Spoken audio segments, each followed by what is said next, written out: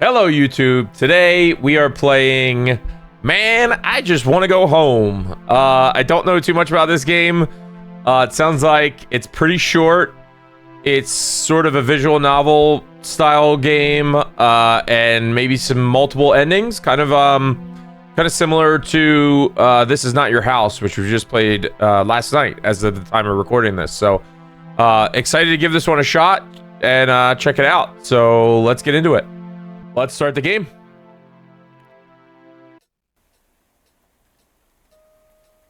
The gray October skies vomited another bucket of rain on the last tram moving away into the wet innards of the city. Missed this one too, huh? You think to yourself as you retreat deeper into the useless hood of your soaked through jacket, muttering half coherent curses and reaching into the pocket for the blank dead rectangle of your ancient cell phone. You thump your thumb against the matte black screen disappointedly. Even if you had ordered a taxi, you wouldn't be able to pay for it thanks to your last client who deemed your service too low grade for his money. Stupid low income son of a broke bitch. Through the static rain, your eyes catch a greenish reflection from the neon sign of the coffee shop. Flat. You start trudging slowly towards it like some wet, depressed silk moth, sloshing the soup from your sock in your cheap sneakers with each new step. There's no need to hurry. It's impossible to get any wetter than soaking.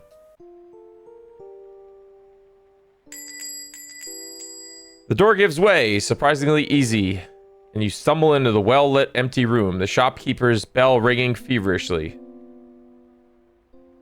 The barista swiftly raises her head from her worn-out paperback and says, with a tinge of disappointment in her voice, "Ugh. Good evening." "Hello. A double Americano, please." "Just a minute." While she operates the outrageously outdated coffee machine, you hang up your waterlogged jacket and settle your damp carcass on a bar stool near the heater. I wonder if she'll be okay with me hanging my socks over it. Well, the smell of my feet after a whole day of walking and meeting the most insufferable people in the city will probably make this place uninhabitable. I think I could at least take off my sneakers and put my feet directly over the heater. Ugh. I hope their ventilation works. The fear of being judged gives way to the fear of getting sick, and you press your cold, fishy soles against the dusty metal of the heater. Oh yeah, that's better. Much better. The barista brings you an Americano, side-eyeing your bar stool heater situation. Some weather, huh? You don't say. I haven't seen a flood like this since... ever. You ain't from around here, are ya? Is it that obvious? Nah, you just look like a delivery guy. Smell like one, too. Oh, you're talking about me frying my feet on the heater. I can... She smiles disarmingly. Nah, man, I'm just playing with you. It's just a figure of speech. You can fry your feet all you want. As you might notice, business ain't going so great today. Only frogs go to coffee shops in this weather. Yeah, hate them. They never tip. Wait until you meet a human. She smiles once more, blinding you with her perfectly white teeth. Doesn't she drink coffee in a coffee shop? Extends her hand to you. Name's Rita. Blank. Nice to meet you. That heater feels nice too, doesn't it? Now, if you'll excuse me, I'll get back to my reading and you can get back to whatever you're up to. Call me if you need anything. Wait, by chance, do you have a mini USB charger? Mini USB? That's a blast from the past. I'm old-fashioned that way. Some people confuse it with poverty, though. What can you do? Some people just lack perception. But I have to disappoint you. I ain't seen a mini USB since like 2006. That's okay. I need to start keeping up with the times. Rita leaves you alone with waves of warm bliss rolling through your body, from the heater and upwards. The rhythmic pattern of the rain is fractally reflected inside your brain, adding weight to your eyelids with each new drop.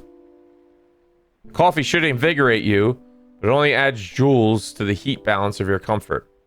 Your eyes finally give in, and Rita's ringtone wrangles you from sleep. You desperately cling to the table, trying to balance yourself on the stilts of the bar stool. Yes? Ah, shit, Tara. Really? Of course I'm on shift. Where else would I be? All right, I'll come. Don't worry. I just need to find my swimsuit. That's all. Rita comes over from the counter and touches your shoulder. Listen, Blank.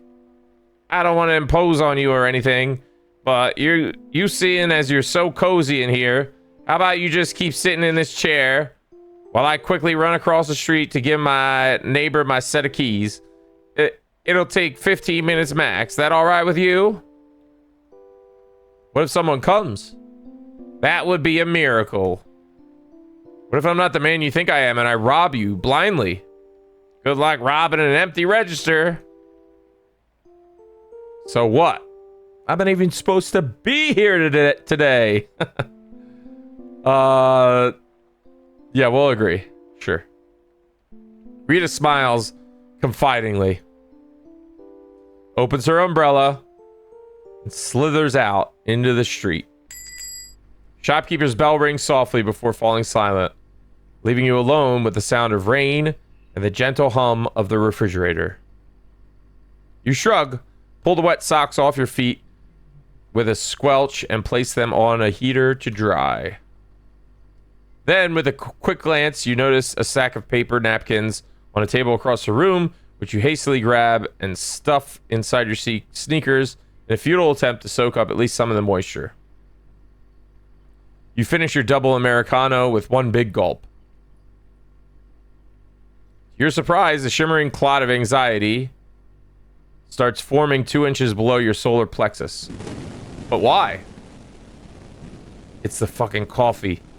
I hate coffee. Why did I even order it? The rain grows stronger. The forms that the coffee shop is comprised of start to tremble, to grow disproportionate. The faint specks of light scattered across its numerous surfaces. A pile of cups on top of an ancient coffee machine gazes blankly at you.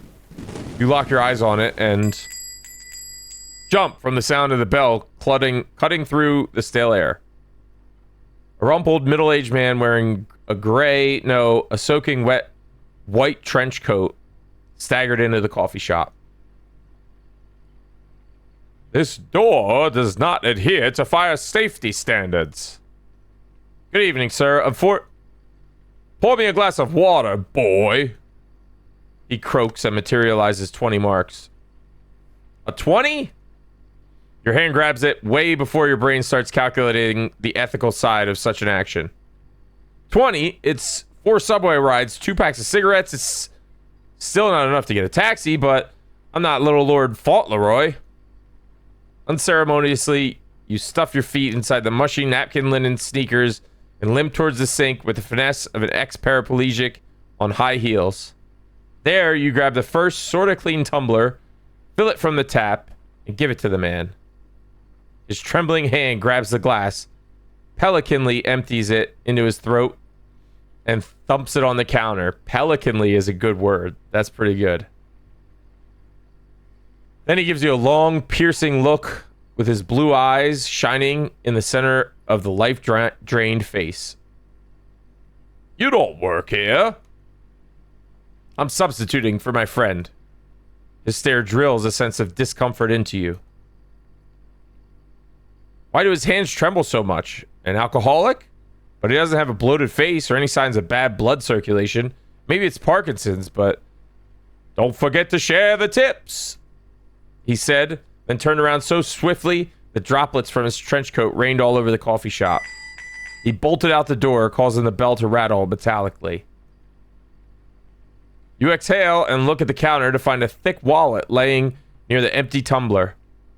A wallet of a stranger who's willing to pay 20 marks for a glass of water. We should run after him. You shake your head disappointedly. Remove the moist lumps of paper from your sneakers. Put on the disgustingly wet jacket and run outside, pondering the vastness of your soul and the dizzying height of your moral stance. A gray silhouette is quickly moving down the street into the rain.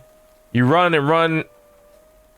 You run and you run, and occasionally you shout something like, "Sir, your wallet, man!" But the words dissipate into the rain without ever catching his attention. That fuck, you think, full of kindness and humility. After a couple blocks, the silhouette takes a sharp turn into a shabby alleyway between two worn-out red-bricked buildings. You pick up the pace. Uh-oh. First thing you see in the alleyway is a flash, revealing a limp body of a man in a striped jacket. Then you focus on the shape of another man, flickering through a sheet of rain, holding something black and heavy in his hand. The sound of a shot ricochets from a myriad of raindrops and pierces you. Your stomach lurches up to your throat and you scream involuntarily. Stranger turns towards you, his lips moving, but you can't make out any words. Another flash blinds you. Something warm is seeping into your chest. The wet asphalt crashes into your face with the whole devastating mass of its shining roughness. Why is my shirt so sticky? You didn't make it home. Ah, we died. Sheesh. Okay. Okay, next choice. And let's just go straight up. Next choice. So, I mean, I guess we'll say the coffee shop, right? Let's do the coffee shop. And we'll go to the next one. And now we'll keep the wallet, right? Because we ran after the creepy stranger. We died immediately, right? There was nothing else to choose. So keep the wallet. Did you finally catch a break? Did the mind-numbing sequence of failures finally lead you to a wallet with 20,000 marks? Really? That much? Emotions flood you. Not a single one of them is knowable, but you giggle caustically and glance around looking for cameras. Well, either the coffee shop flat holds the privacy of its customers in high regard, or it just hides the contrary really well. You decide to inspect the contents of the wallet more thoroughly. In the card section, there's a security pass issued to the name of Hans Luge, head of security of Unrestricted Tech Solutions, LLC. Elite. Elite. 1337, let's go, baby. Jesus, he really does look like a head of security. Probably an ex-cop or something. Beside the pass, you see a half-faded VIP card from the casino Titanic. I guess none of us are above sin. With a bit of effort, you squeeze the wallet into a tight pocket of your jeans. It's safer this way. After some consideration, you rinse the tumbler, put it back exactly where it was. What if he comes back? This thought makes your breathing faster. A clot of anxiety reminds you of its presence in your chest. You bend down a bit too quickly and remove the slimy lumps of paper from your still not even close to being dry shoes. Then you rush towards the heater, put your wet but warm socks over your feet, and... Holy shit! Yells Rita as she runs inside the coffee shop. You freeze as caught red-handed pulsates in your head. Your breathing almost coming to a halt. Rita shakes a gallon of water off her umbrella and looks at you with a genuine concern. Did you really try to rob the place? What about the wallet?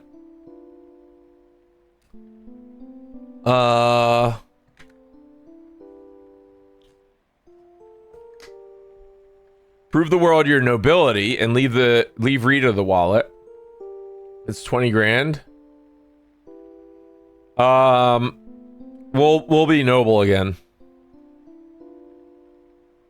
Whoa, that's a really peculiar crowd. She mutters as she puts the security pass back into the wallet. Your right eye twitches. You could keep the 20. I have no claims on the 20. You breathe a sigh of relief. She notices and chuckles understandingly. What? Despite the rain, your pocket's still dry? In every sense but the literal.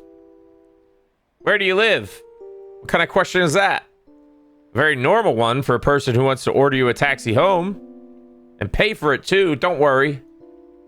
So? Just give it the address. Live at 12 Zampano Street, apartment. Whoa, you think the taxi's gonna drive you straight to your door? I don't know how tiny this taxi is. Haha, okay, I'll ask the driver the dimensions. She pulls out her phone to finally order a ride. You shift your weight inside your wet shoes and think about the damp mess of today's events. Why was that man, that Hans, so fucking suspicious? Who the hell carries 20 grand in cash in his wallet? What's wrong with your bladder, actually? It's about to blow up. You zip to the bathroom with a grimace that one shouldn't try at home. 3 minutes later, you casually walk out, drying your hands on your jeans. Your carriage awaits you, sir. Thanks, Rita. See you around. You raise 2 fingers to the ceiling and ding a brass bell on your way out. As you step outside, you are met with a glass of water in your face. A murky taxi driver with a mustache and post-acne uneven skin doesn't pay any attention to your attempts to find a comfortable sitting position in the back. His headlights, muffled by the rain, only illuminate a meter of the road ahead, sentencing the car to a crawl at about 15 miles per hour. About a half mile down the street, you hear a soft thud of a body. Driver frantically pushes the brakes, halting the screeching carcass of his car. Trenchcoat wearing shape opens the door and throws the driver out into the rain. Oh shoot.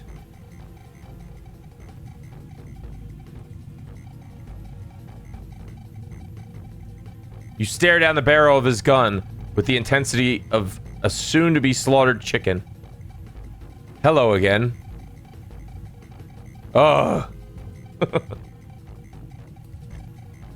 You swallow some bite that rushed into your mouth as Hans assumes the driver position at the wheel and states casually, I'm not a killer, boy. Of course I believe you, Hans. Wait, what? How the f do you know my name? Not a killer twists his torso and once again acquaints you with his weapon. Did Toivo send you? Or was it someone on Koji's side? Who the fuck are you, kid? Start talking. He barks abruptly. You left your wallet in the coffee shop. You start wriggling in the back seat, trying to pull his wallet out of your pants. A muzzle flash leaves a small hole in your forehead as your brains splatter the rear windshield. You don't hear the bang. Dang, bro. We died again. Okay. Okay. Do it again. So we're gonna do same thing. We're gonna keep the wallet again. And then we're gonna actually keep the wallet still.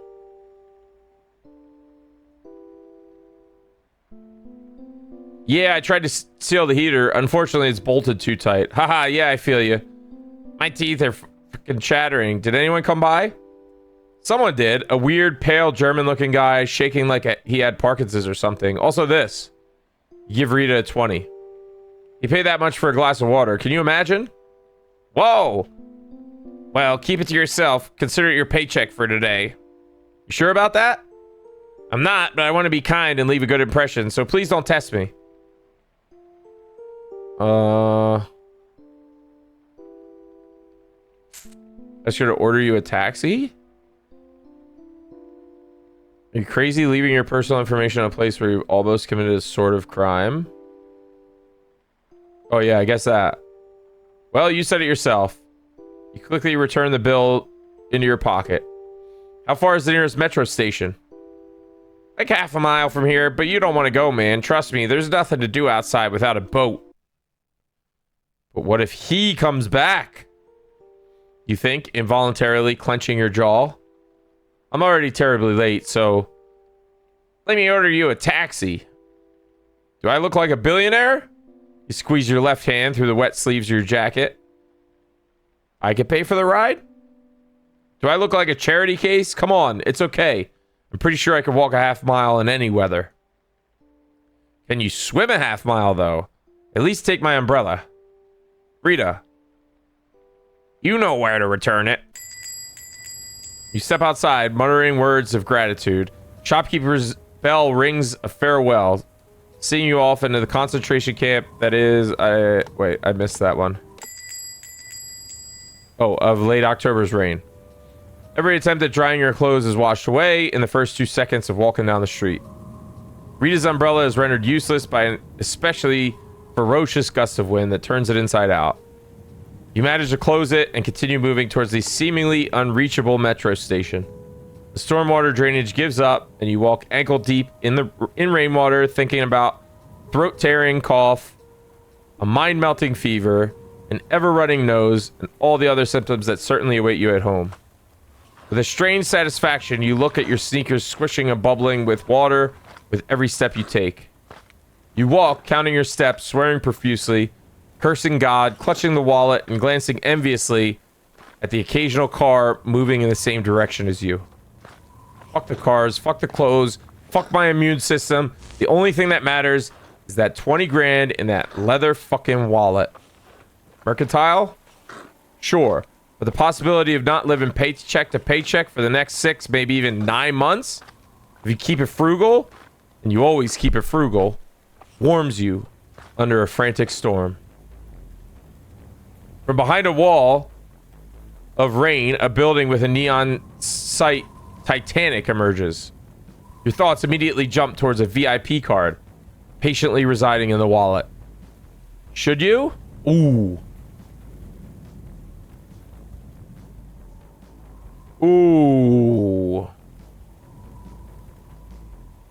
I feel like we should probably walk to the station.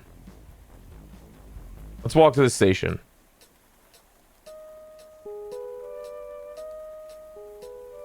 After only a few minutes of walking in the mockingly weakening rain, you arrive at the entrance to the metro. Near the station, there's nobody in sight. Not even any cars except for a single police vehicle quietly corroding through the cracks in its paint. Without paying any attention to this little detail, you push the carved doors open to find yourself under the gaze of an entire police station. Well, it's only 3 cops, but they do look intimidating. Fuck, you mutter under your breath. You feel a bead of sweat forming on your forehead as you try to walk as innocently as possible towards the subway booth, praying silently that you won't attract any more attention from these cops. The prayer goes unanswered. Sir, excuse me. Sir, wait a second. Can I see your ID, please? You freeze. The policeman looks at your face as it drains of color with a hint of disbelief. Blood loudly pumps inside your temples. How can I not look guilty? You ask yourself as you pull a fat wallet from the pocket of your jeans. Wrong fucking wallet. Your hands shake. You try to force the wallet back into your pocket of your jeans, but for some reason, it just wouldn't fit. Whatever. You pull out your real wallet from the inside pocket of your jacket. Thud. Hans's wallet falls to the ground. You rush to take it, but the cop is faster than you. He grabs it right before you can, stands up, opens it, and his eyes widen at the load of cash lining the leathery insides. He pulls out a security pass, compares the photo of Hans with your shivering face, and says dryly, "Where did you get that?" A second cop approaches you and casually unholsters his gun, but he doesn't point it at you. He just makes sure that you're aware that he has it. You chuckle nervously. Hans Luge? No, listen, I'm not the owner of this wallet? Yes. So how'd it come in your possession then? I found it? Pack 'em up, Jim. What about... Oh, well, at least we didn't die that time, I guess. It's a bit better of an ending. Okay, so we want to keep sitting in the warm coffee shop. Next, we want to keep the wallet.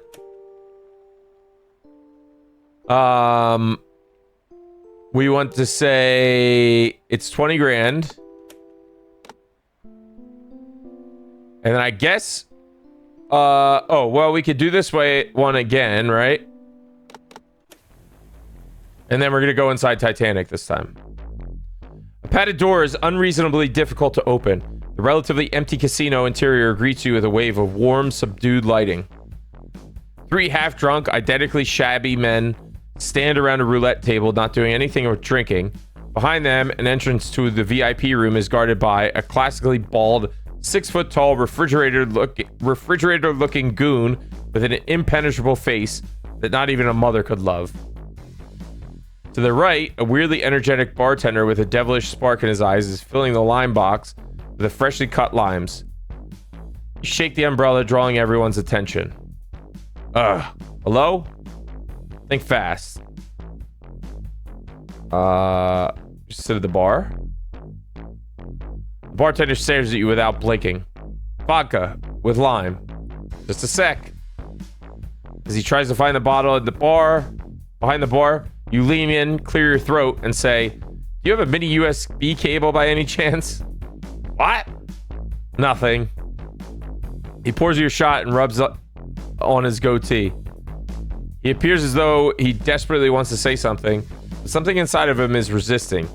The dissonance of it all is almost making him collapse, so you decide to take the initiative and sigh. Quite the weather, huh? Someone was killed a couple blocks from here, like a half hour ago. What? You take a shot, the warmth spreads down your esophagus, reaches your stomach lining, makes you clench your left hand into a fist to offset the cutting, pre-ulcerative pain. The cops came by, asked some vague questions, and our boss went to the station to testify or some shit. Can you believe it? Shaking hand drops a 20 on the bar. Another shot, please. Sure thing. This time, he also pours one for himself. You raise your shots in silence. You reach into your pocket for a pack of semi-dry house cigarettes. Takes 5 tries to light one. The bartender slides you an ashtray. Your stomach pain eases, or maybe it's the vodka numbing your pain receptors into submission. What brings you here, by the way? Me? I'm a delivery guy, man. I deliver vacuums and shit. Listen, pour us another one. I do fucking need it. It's been a while since... Are you contagious? Nah, man. It's just this hyperthermia thing. I'm wet as a dog. Well, okay. With a swift motion, he offers you a napkin. You blow 1.5 pounds of yellowish snot into it. They say the victim was Asian. Huh. A hate crime or something? I don't know. We have an Asian working here. Japanese fellow, Koji. Cheers. Down another shot with the bartender. His cheeks gain a bit of color. His eyes cloud over with nostalgia. He leans over and whispers, "That Koji. He's like a half-legal bookie or something." Well, it's a casino. Everything here is half-legal. Think he's the one killed? Nah, it can't be. Simply can't. He wasn't here today. Man, that's creepy. All that stuff is like, you know. Yeah, I know. And I need to sit here the rest of my shift. Why? It's like, what's the point? There's barely 5 people in the whole casino. Don't they drink? Oh, they do, but they never tip. Fuck them then. Yeah, fuck them. The bartender runs his finger through the hair on his neck. Are you here to play roulette or something? Nah, I'm here because I've got no choice. I missed every tram and my phone is dead, so I can't order a fucking taxi. I can order you a taxi if you want. Should he?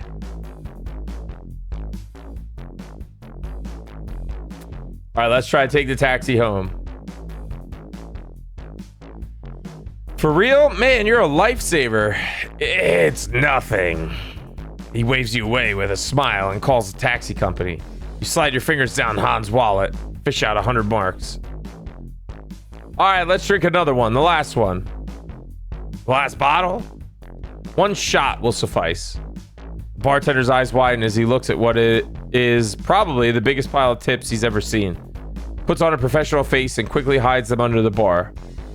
You down your last shot, slide off the chair, and drunkenly and sloshingly make your way to the taxi outside without saying goodbye. A murky taxi driver with a, oh, is this gonna be the same thing?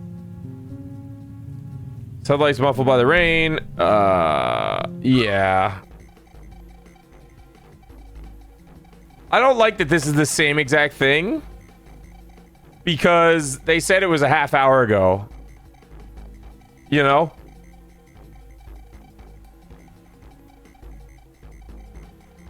I believe you, Hans. Yeah, so I'm just gonna get shot, right?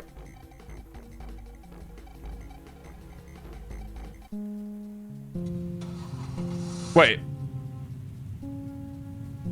I have a flight to catch, but wait. What? Hold up. Hold up. It's not the same thing. Did Tovio send you, or was it someone on Koji's side? Who the fuck are you, kid? Start talking. He barks abruptly. You left your wallet in the coffee shop. You start wriggling in your back seat, trying to pull his wallet out of your jeans. Han cocks the trigger and presses the barrel against your forehead. You have a death wish, kid? I just want to show you the wallet. Jesus fucking Christ, you fucking youngsters. You know I could have shot you. Well, alright, show me the wallet. But do it slowly. You exhale a wave of fumes of sour, half-digested alcohol. Please don't breathe in my direction ever again. What the fuck did you drink? Vodka? That tracks. Finally, you manage to pry the wallet from your pocket and drop its wet, leathery body in the cup holder. Hans weighs it in his hand incredulously. A lopsided smile creases his face. Kid, that's not luck. That's destiny. Hans starts the engine. Sorry, kid, but you might have to make a detour on your way home. Unfortunately for you, I have a flight to catch. But could have ended so much worse. I could have killed you. Okay. I wouldn't have killed you. See, they made me. Let's skip the details. It is what it is, and you're part of it, want it or not. That's destiny. You swallow a hefty gulp of acidic saliva and disassociate to the sound of the rain. Your heart feels like it's about to burst out of your rib cage, but the rest of you is strangely calm. After 5 minutes of what feels like the slowest ride of your life, the headlights reveal the silhouettes of a couple of police officers waving for Hans to stop. Hans meets your eyes in the rearview mirror and frowns. Buckle up, kid. What? Hans convulsively shifts the gearbox and floors it. 15 to 60 press you into the seat. You grab onto the seat buckle and, in 1.5 milliseconds of clarity, fasten the seatbelt with a satisfying click. You look at your shoes as the speed of the vehicle enters the 3-digit territory. You raise your eyes to the window and see a brick wall. Holy moly, kid! Hans yells as he frantically turns the steering wheel. The car drifts across the wet asphalt. Taxi slams into the wall sideways, releasing a cloud of brick dust that is immediately washed away by the rain. The left side of the vehicle rises into the air, freezing for a second, and then succumbs to gravity with a plaintive rattle of transmission. The seatbelt digs into your ribcage and you taste metal. Hans looks at you worriedly, clicks his tongue and runs into the night without closing the door. You wince at the rain-filled wind. You wince as the rain-filled wind. You wince as the rain-filled wind blows into the salon. The yellow glares of the streetlights crawl indifferently across your face, refracting for 1,000 times inside the rain pouring down a cracked passenger window that you rest your head on. The rearview mirror gasps its last breath, ponders its situation for a moment, and falls to the floor.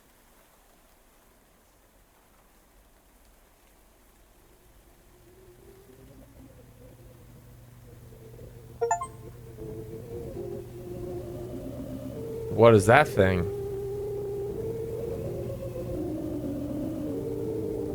What the heck? What?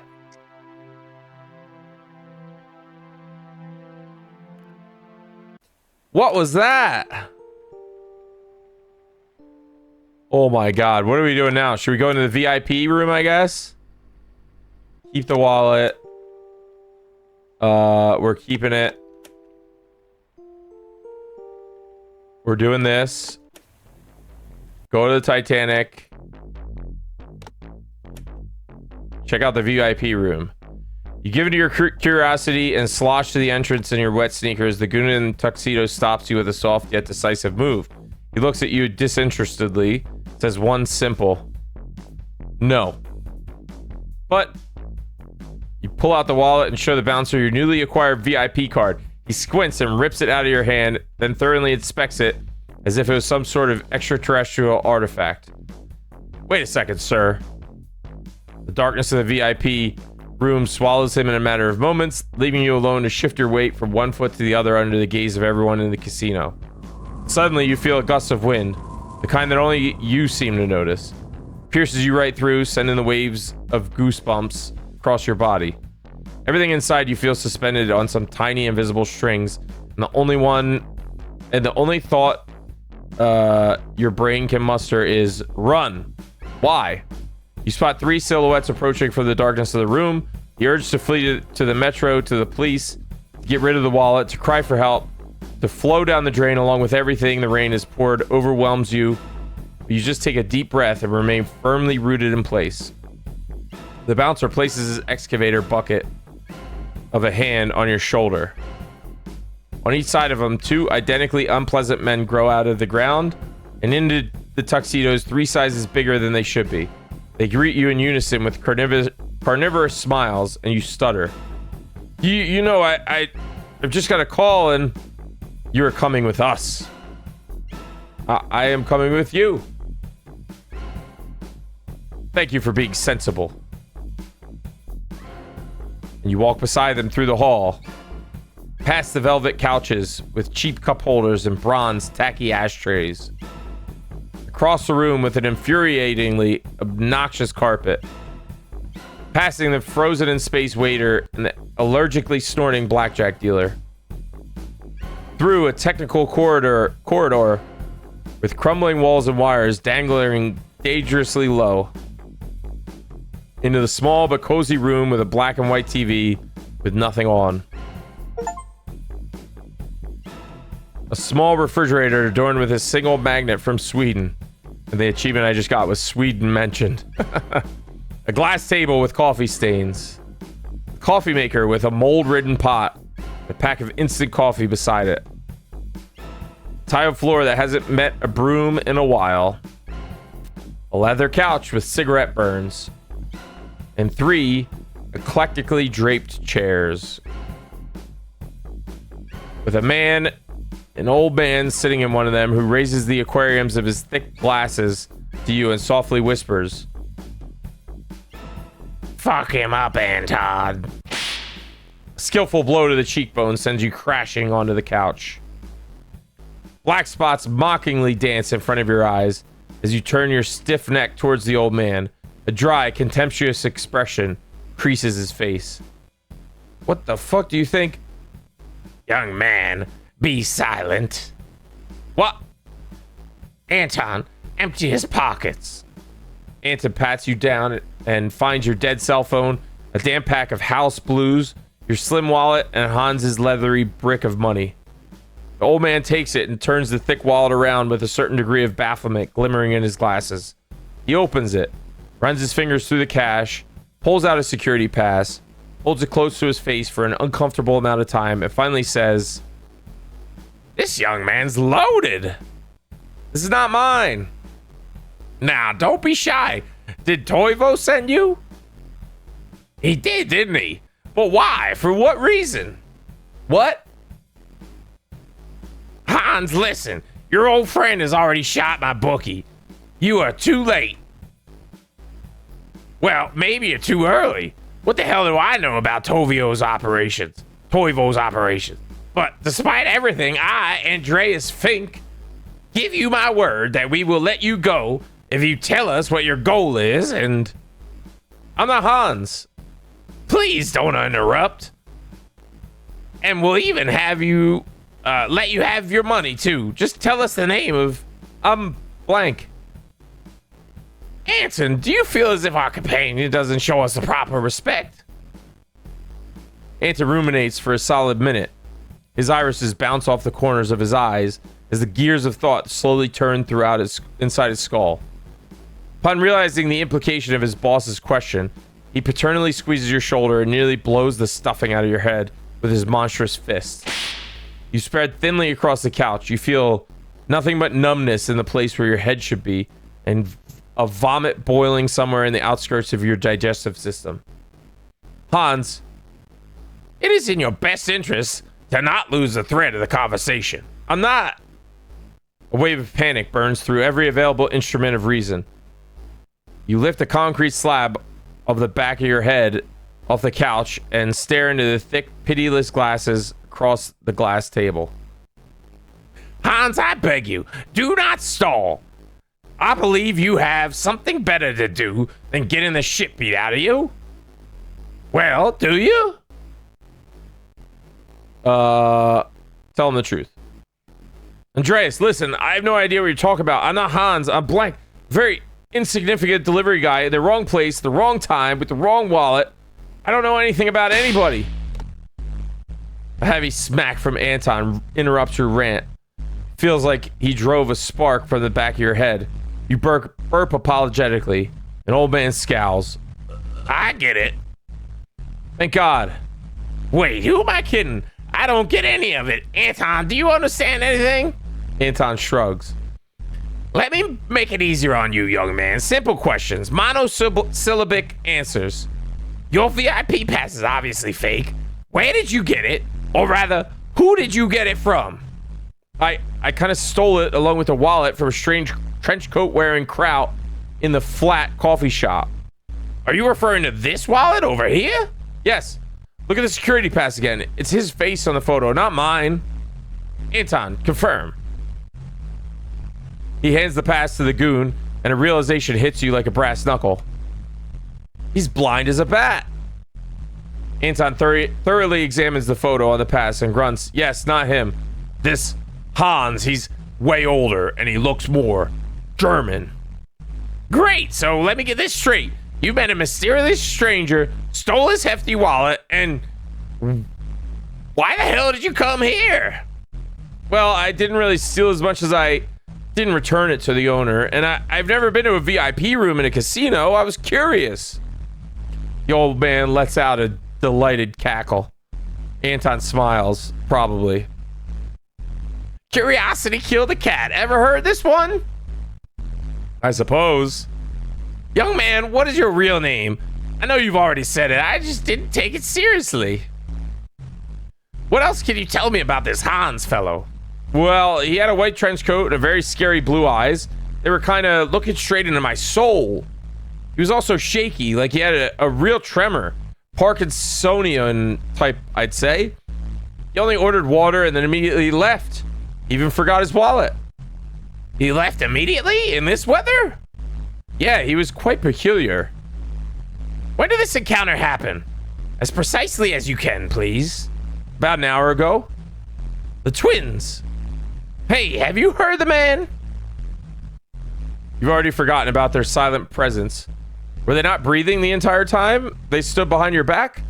They nod solemnly and disappear as you stare into Andreas's nose bridge. He mellows into a sincere smile.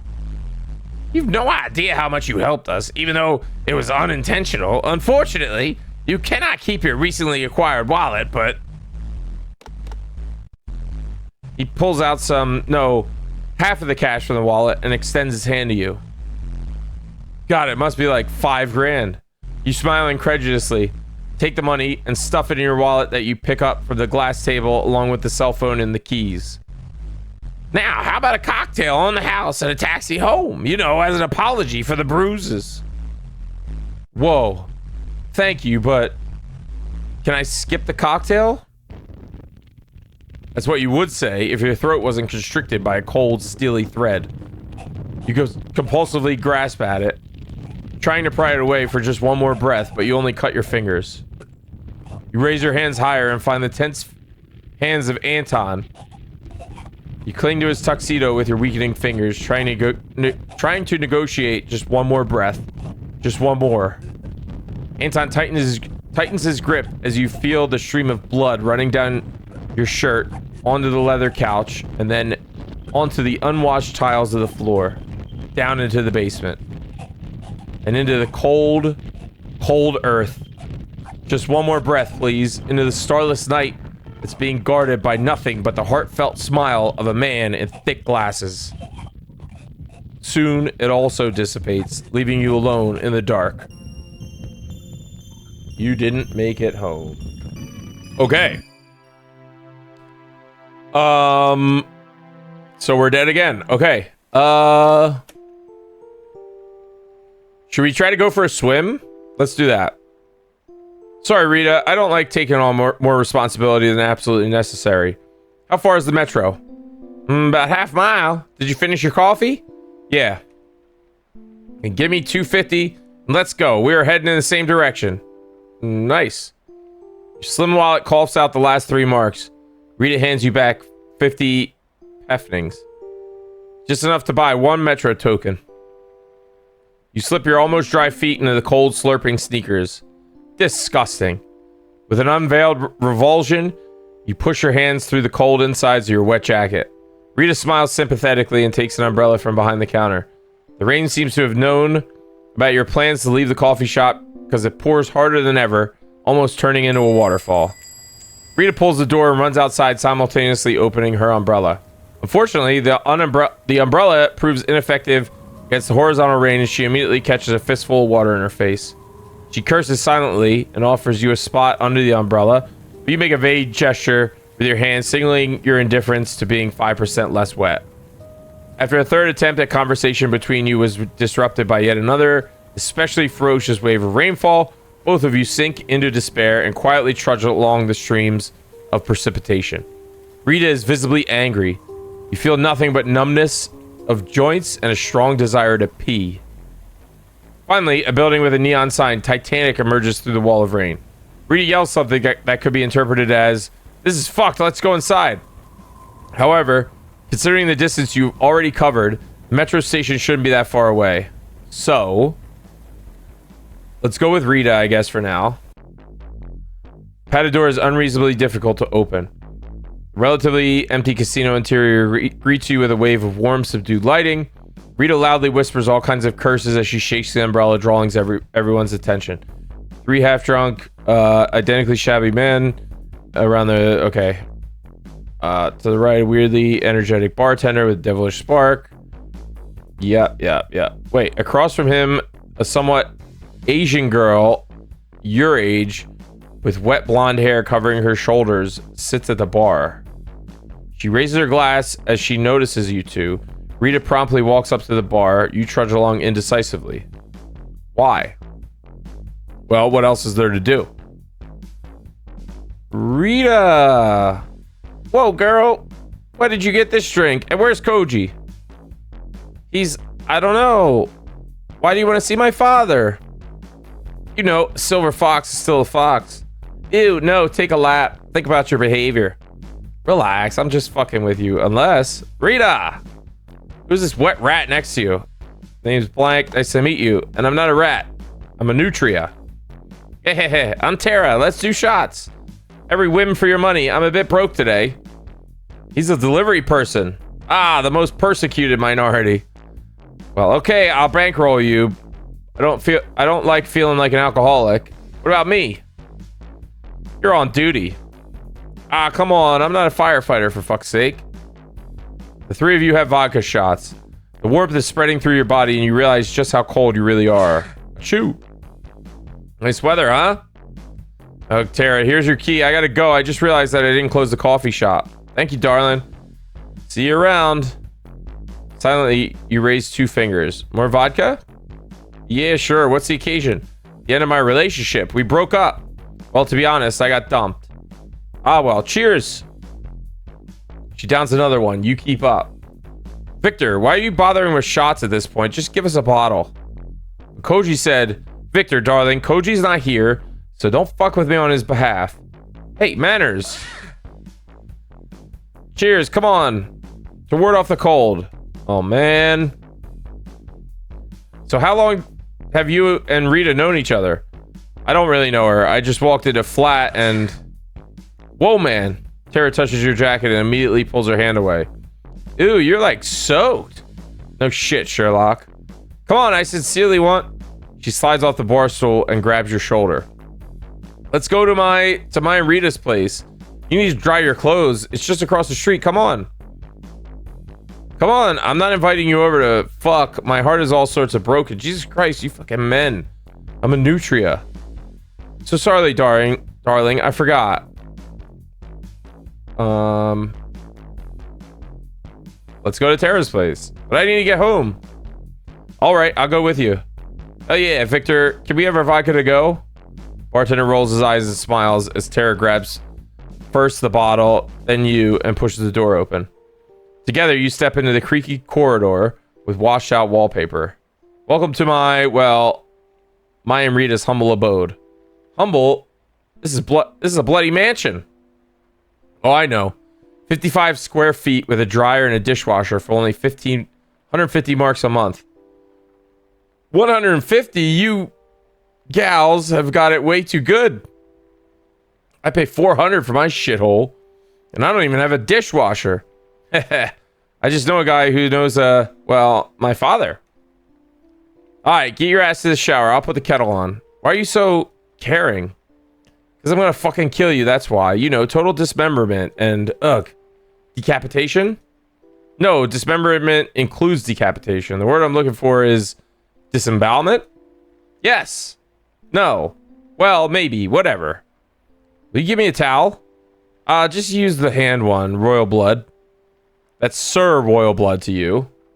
She walks into the kitchen as you hang your waterlogged jacket on the door, leave your shoes on under the heater, and walk into the bathroom, clicking on the light switch. Okay, well, this is all different. A single light bulb illuminates the pink tile walls, a ceiling tastefully sprinkled with black mold, and a worn-out violet carpet with a cartoon frog that also hasn't been spared by the passage of time. I feel you, Forg. You say as you weirdly close the glass door of the shower cabin. The hot water beats the goosebumps out of your skin, flows down to your feet, and restores their sensitivity. Lost in a labyrinth of drunken thoughts, you lose the sense of time. Only when your once hot water turns almost cold, you realize that you've probably overstayed your welcome.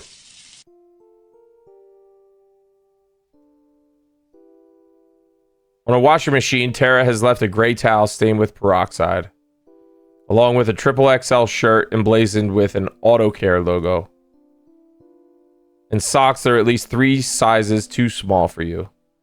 You put on everything plus your slightly wet boxers, and you stare into the darkness of the bags under your eyes as you dry your hair, contemplating all the choices that brought you to this moment.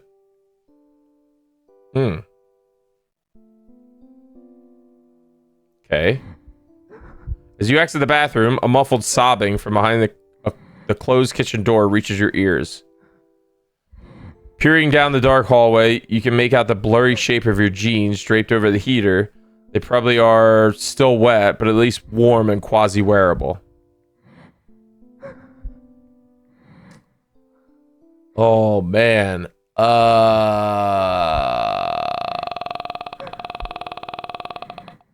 Let's try to console her. Push open the creaking kitchen door and see Tara drink it straight from a bottle of vodka. Salty streaks of tears have drawn reddish lines all over her cheeks. Slowly, as if not wanting to draw any attention, you sit beside her and ask, Tara? She puts the bottle on the table and swiftly wipes her face, smearing mascara all over her face. Her red eyes find you through a veil of tears and ask, thanks for the t-shirt. What happened? She breaks down into silent sobs. Awkwardly, you embrace her with one hand and sigh heavily as you feel her burning wet face on your t-shirt. My father died just now. He was killed by someone. Killed, Her halting speech reaches you through the sobs. The meaning of her words hits you like a ton of bricks. They said I need to go to the morgue to identify him. He had his wallet on him. An old Asian man in a striped tuxedo. Fuck blank, fuck. She recoils from you and freezes. The only thing you manage to squeeze out of yourself is, I'm sorry. Thanks. She stands up and paces the room. Maybe it wasn't him? Maybe someone stole his wallet, and she reaches for the almost empty bottle. An unexpected impulse compels you to grab it before she does and make a big gulp with your eyes closed. Why? Jesus, why? She whimpers as she slides down the wall onto the dirty floor near the refrigerator. You walk up and sit down beside her. I should go there, shouldn't I? Yes. Is this okay if I just sit here? 5 minutes? Just 5. Tara bursts into tears. You squeeze her shoulder, wishing to shift the pain towards your fingers and help exorcise it from her body. Tara, you need to go. You too, home. Let me order you a taxi. Oh God. Ah, come on. You've done more than you tug on the t-shirt, signaling to her that she's already given enough to a random delivery guy who happened to meet her roommate and somehow ended up being beside her during the toughest moment of her life. Don't mention it. It's my ex's. Ah ha ha, I thought. Half an hour ago, I thought that it couldn't get any worse. Heart-wrenching sobs interrupt her speech. Fuck, I have to go. I'm ordering you a taxi. You do not resist. Tara finds her phone and orders you a taxi to the Zampano 12. You thank her into the emptiness of her loss. She smiles a pale smile and asks for a cigarette. You smoke in silence, waiting for the car to arrive. You express your gratitude again. She flicks off the words along with the cigarette dust, clenches her jaw, and stops crying. You hastily get dressed and go downstairs together with Tara. The clouds have cleared, revealing a starless night sky. She hugs you goodbye. Be strong. With the last words of platitude, you tell her before crawling into the vomit-smelling insides of the taxi. What? You arrive home too late, shake the wet clothes off, and sit on your bed for 40 minutes, replaying in your mind what happened in that faraway kitchen. Poor girl. You don't notice how quickly you fall asleep. The first rays of morning sunshine crawl across your face, almost waking you up, but luckily they get blocked by the heavy clouds of an oncoming storm. 6:40 on your only day off. You keep sleeping. What? We actually made it home that time? That's the path that gets us home? That's crazy. I mean, I'll take it. I wonder if there's like... There can't really be a way to like stop the murder, right? The murder's gonna happen either way. I mean, I guess I beat the game. I guess that's it. Thank you for playing. I made it home. Sweet.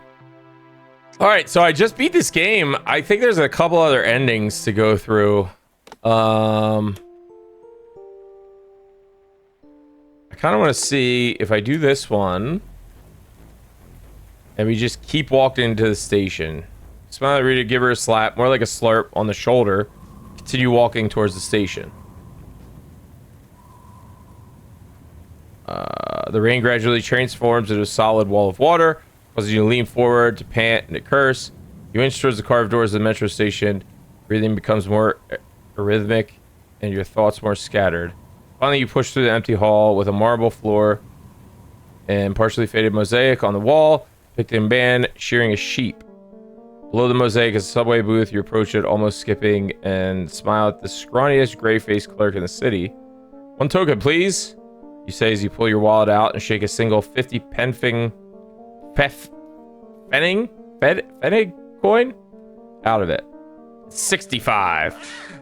Lists the clerk. That he sneezes and trumpetly snorts into the rigid napkin. Since when?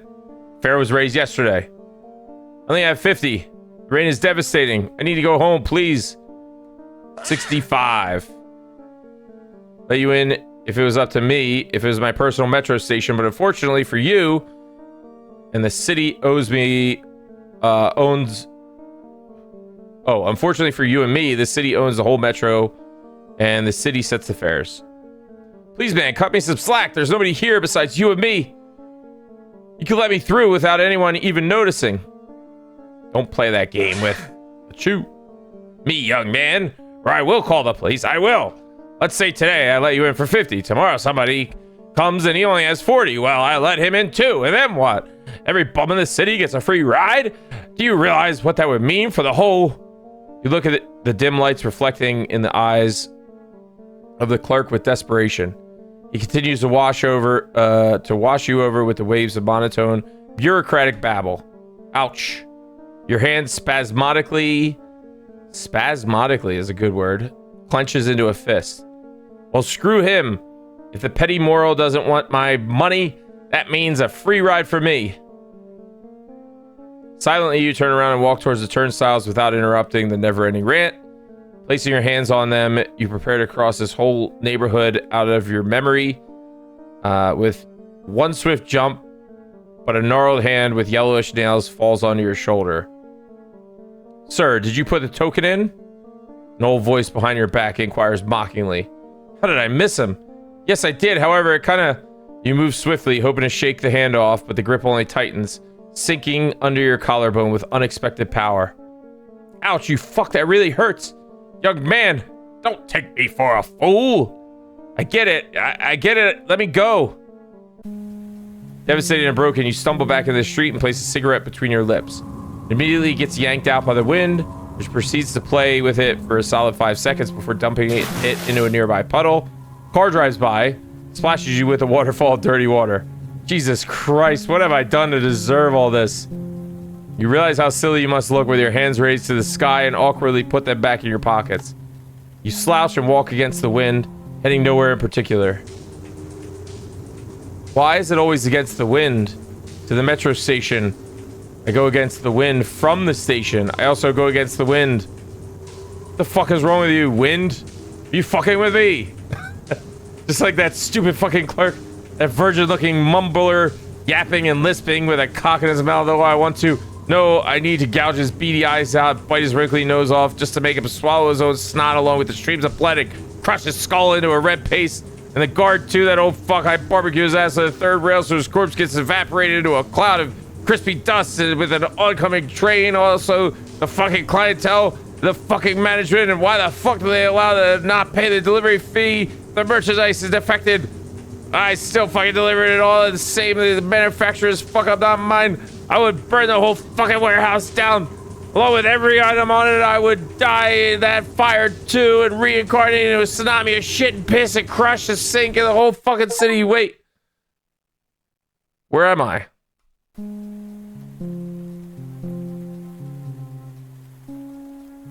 You suddenly find yourself near the red bricked, worn out alleyway. Deep down this alley, the rain washes the back of a man in a trench coat. Gotta ask him how to get anywhere from here. As you approach the man, you realize that he's not alone. In front of him, a scared Asian man in a striped tuxedo squeezes into the wall. It should concern you, but the steam engine of hatred propels you forward. I don't want to do it either. But if I don't, they'll kill the Asian man, my daughter. Oh. The Asian man notices you and opens his mouth wide, extending his arms towards you. Through the sheets of rain, you still spot a glimpse of an animalistic fear in his eyes. Stop dead in your tracks. The flash blazes softly, illuminating every wet surface in the alleyway. The sound of a shot ricochets off a myriad of raindrops and pierces you. Your stomach lurches up to your throat. The Asian man looks at his killer with a genuine surprise and lowers his arms. You scream involuntarily. Oh no. And then he's gonna shoot me too. Oh man. I thought I'd be able to stop it there. Okay, so this is the same as the other ending.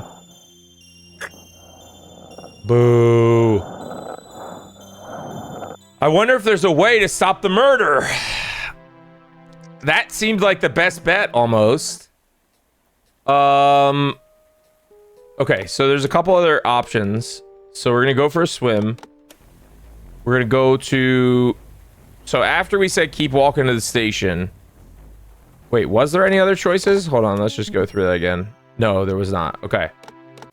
Okay. So go for a swim. We're gonna go inside Titanic.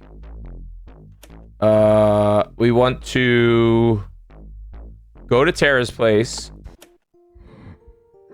We want to get dressed and fuck off. Quickly and silently, you pull on your warm jeans, hop inside your quasi-dry sneakers, and put on your heartbreakingly wet jacket. You say something resembling a goodbye and run outside.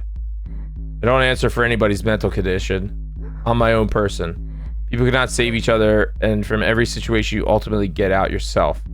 This chain of thoughts flies through your brain in quick succession as you run down a flight after flight of stairs. To your delight, the storm dialed back to a regular rain. A couple blocks down, police lights throw blue reflections all over the neighborhood. Someone get killed or something? Yes. That girl's father. Nah, there'd be an ambulance if that was the case. You lower your hood, turn towards the metro station, and walk right into a pale man wearing a soaked wet white trench coat. Hey, kid. Hello. You half-state, half-ass cautiously. That's an awful nice jacket you've got there.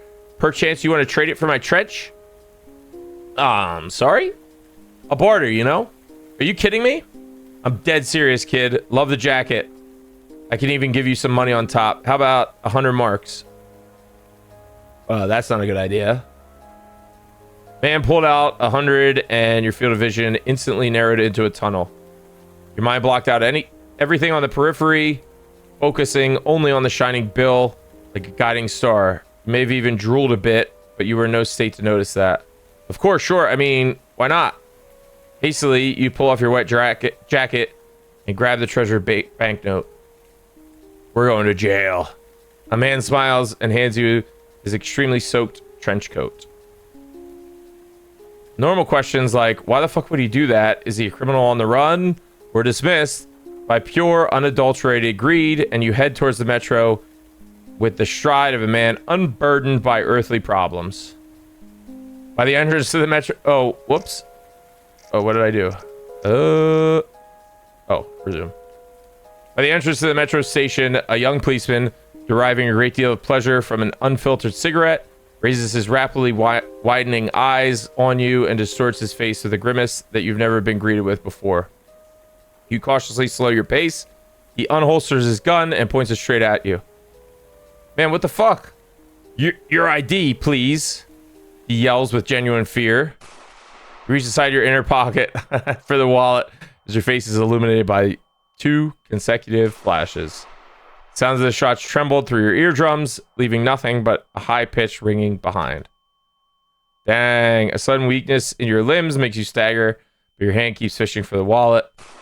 2 more shots pierce right through her and stop somewhere inside your ribcage. Oh. You awkwardly fall down the sidewalk, still trying to find the bloody wallet. Must have left it in my old jacket, you think, before fading to black. Damn! It is him, I swear, it is. Fuck, Serge. Why the fuck do you think that? He's fucking blonde and definitely not over 40. Oh lord, what have I done? I killed him. Listen, he's still breathing, don't panic. The ambulance is like 2 blocks away, so he still might pull through. You haven't killed him yet. So far, you've only made a bunch of holes in him. This is not a joke. Well, who the fuck's laughing? I am. Alright, there's like only a couple more endings to do, so we might as well try to get them all in. So, was there anything else going this way?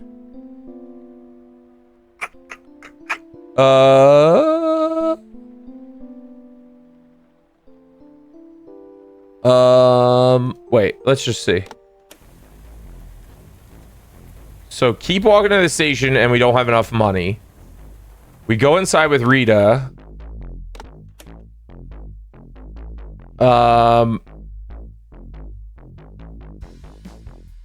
We can go to Tara's place. I don't think there's anything else to do here though, right? Try to console her. And that just ends it. And that's how we made it home. No, I'd like to go for a swim. Go inside the Titanic. Continue on your merry way. Fill the jolly calories of vodka. You bolt outside. Rain is pouring down so hard as if it wants to knock you down, but nothing can stop the real gangster. Less than a minute, you cover this pesky distance between you and the metro. Near the station, there's nobody in sight, not even any cars except for the single police vehicle. Okay. You find yourself under the gaze of the entire police station. Only 3 cops, really, and not that intimidating, to be honest. You smile the biggest smile of your life and walk towards the subway booth, praying they won't find a reason to fuck with you. Prayer works, and you reach the scrawniest, gray-faced clerk of the city. 1 token, please. As you say, single 50 coin. Okay, so it's the same thing.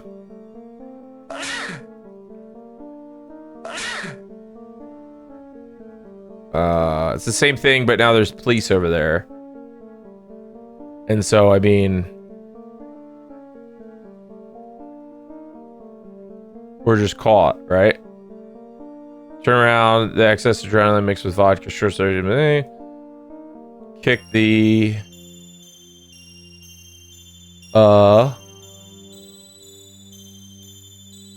kick the policeman in the nuts. Didn't make it home. Okay. So, there's not much else to do. There was a path, I think, this way. If we agree with Rita. Slithers in the street. So we go to next. We keep the wallet. We don't tell her. And we don't order a taxi. We go inside Titanic. We talk to the bartender. Right? Sit at the bar. We drink with the bartender. And now we say... now we check out the VIP room. I think we're probably still going to die if we check out the VIP room here. Got one more thing to do here. You jump off the chair, give the bartender a creepyish smile, and stagger drunkenly to the VIP room entrance. Okay, so this is going to be like the same for the most part.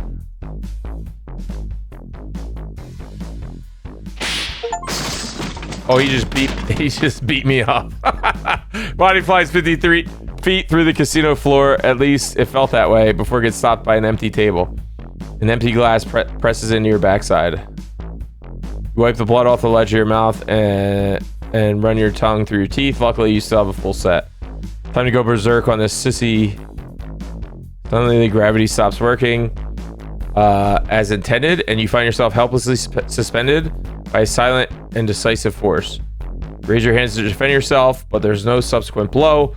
Bouncer simply walks to the casino exit, holding you like a trash bag is leaking some unknown fluid. Bartender looks at you with admiration. You try to cheer the bouncer up with, "Come on, you fuck!"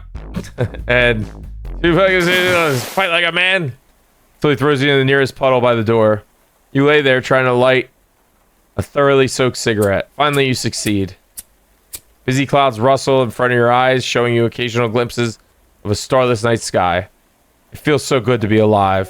Ouch. Some trench coat wearing asshole stumbles over to you. I'm so sorry. Don't even acknowledge the man. You just keep laying in the puddle as he steps rhythmically, move away until they disappear, and you find yourself dangerously close to hypothermia.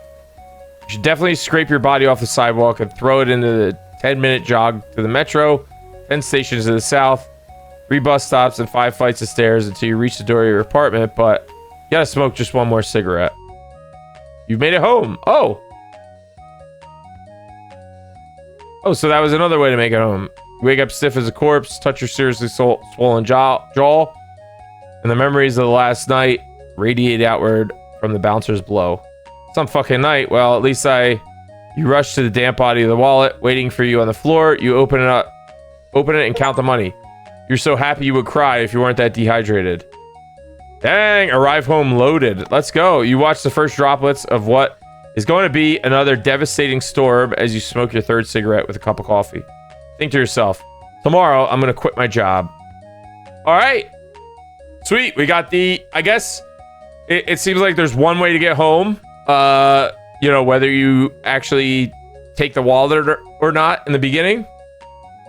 Or I guess whether you choose to go with what's her face or not in the beginning, or whether you choose to stay at the coffee shop, and each branch from that decision seems to have one way to get home, at least from what I found anyway.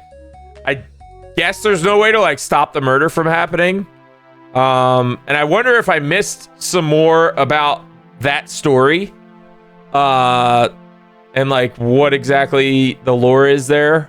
But I enjoyed this a lot. This was cool.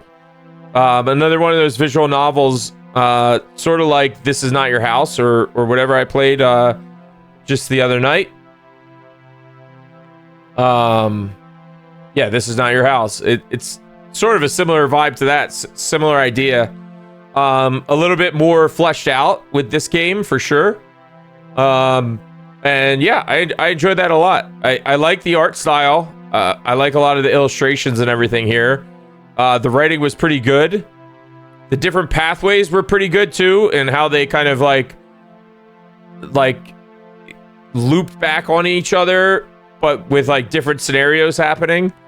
That's why I wonder if I missed anything here too. But yeah, really solid little visual novel with branching paths. I actually said last night as well, I'm a sucker for kind of choose your own adventure stuff. So this is right up my alley. So really enjoy this one.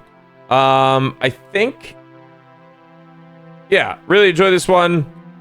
And yeah, I mean, I'll have to look up to see if there's any endings that I missed, but I think I hit up most of the endings there, if not all of them. So yeah, really cool little experience.